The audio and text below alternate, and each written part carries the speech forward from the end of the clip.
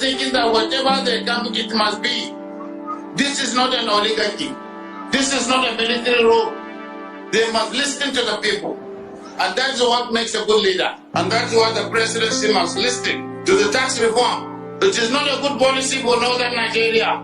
They must not come up with policy that favors only one section of the country or one state in the country. The President of the Federal Republic of Nigeria, President Bola Mohamed Tinubu, is being hated by the governor of Bauchi State. Just as you've heard the Bauchi State governor, one of the things that we need to understand is that the Nigerian government is not running an oligarchy. We are not practicing oligarchy rather, and we are not in a military terrain. When you look at the way and manner the current APC-led government is running Nigeria, one will be asking question if we actually practicing or we are in a military government. But now, with all of these that he has said, and subsequently I will be playing another video for you to understand, for those who understand Hausa, but there will be a translation anyway, is that this is high time for the opposition to come together. The last time it was him, talking about Nyesom Wike trying to destabilize the PDP and all of that, and he turned around some days later to say he is my friend, blah blah blah and blah. No. And that was the reason why you see many Nigerians finding it very difficult to even criticize this current government, because when you do so, 12 midnight, Olokpa is at your gates. Ko gwamnatin tarayya ne ko shugaban kasa ne, wallahi ba mu tsoron sa. Sai dai mu yi biyayya saboda girmama shugabanci, amma ba za a dinga cin mana mutunci ba. Mutane suna yunwa, suna wahala. Ya kamata a duba shugabanci. Shugabanci shine sauraron mutane. Shugabanci shine yi abinda mutane suke so. Ko ba haka bane? To har da muka kai wannan matsayi mu ci gaba da yin hakuri. Don zaman lafiya ya fi zama dan sarki. A ci gaba da hakuri. Mu yi addu'a wa shugaban kasa da gwamnatinsa. Allah ya sa su saurara. Allah ya sa su canja. Su canja yadda zai zama mana mai amfani. Su canza yadda zai kawar da yunwa da wahala da cin mutunci da rashin tsaro da sauran abubuwa wanda ake so a kawo wanda zai raba kan Najeriya. So now that you've held him there, for those who don't understand Hausa, I believe that you can see the translation there, but to explain exactly what he said over there is that they are not afraid of Bola Mohamed Tinubu, and if he is going to stick to the tax reform bill as well as to continue in this style of government, then he is inviting anarchy, and they will give it to him hot.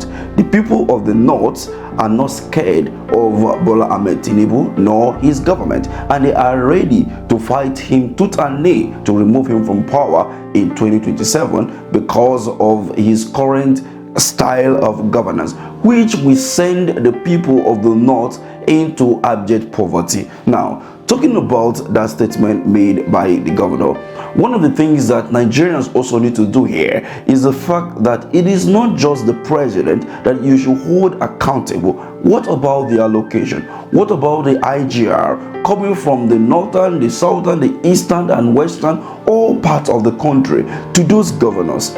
What have they been doing with it? Building flyovers that are not necessary, that will not even bring any revenue to the state, or that there is not even any form of traffic that warrants you to build such flyover, building airports that you don't need. All of these kind of projects are things that the people of the state are supposed to hold those governors accountable.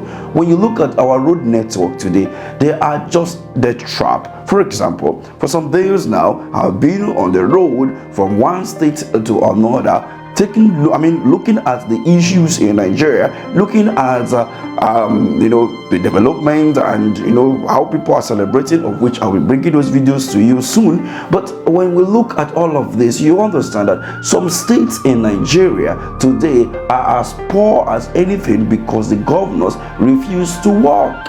So when you look at this, must you hold the president accountable at all costs for the poor development of your state, Hell no. So some of those governors should sit up, and that is the reason why when you look at this tax reform, it is a welcome development. It is something that we need, but Bola Mohamed Tinubu failed to consult most times, like he did for a fuel subsidy removal, the floating of the naira, without having structures on ground, and then boom, everybody is now suffering. But will that happen if the tax reform bill is being implemented from 1st of January, which is 2-3 days away from today?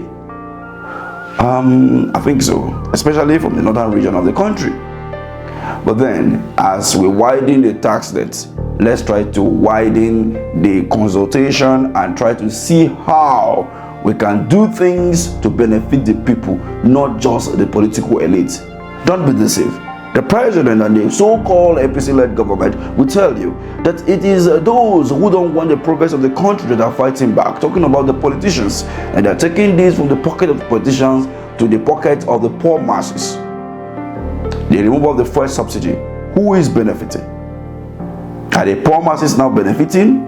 We have seen the president purchase a new presidential jets. How about that? How about the vehicle that is driving now worth hundreds of thousands of dollars? How about that? How about most of his friends and criminals and all of that who have been purchasing here and there? How about that? How about the 5 billion naira awarded to the office of the First Lady that did not exist? How about the tires of the vehicles that have been changed for 200 millions? How about the over 500 vehicles purchased for the lawmakers, which cost over 100 million each? How about that? What have they used the fuel subsidy removers money? What have they used it to do since the inception of this government when they removed the fuel subsidy? How about the allegation, which technically it can be confirmed that they are still even paying the subsidy after removing it? How about that? How about the propaganda and the news coming from the Port Harcourt refineries, which we cannot literally say that is actually up and running? How about that? So before you buy into the ideas of this government that some political elites are trying to cajole you to believe that the government is not working and that what they are doing is actually for themselves, not for the people, don't believe them. And that is the reason why we now need to work together, not to look at this person was of bad character, that person was is of this and all of that, and come together as for those who are opposition and make sure that 2027 we don't sing the same song. Thank you for watching.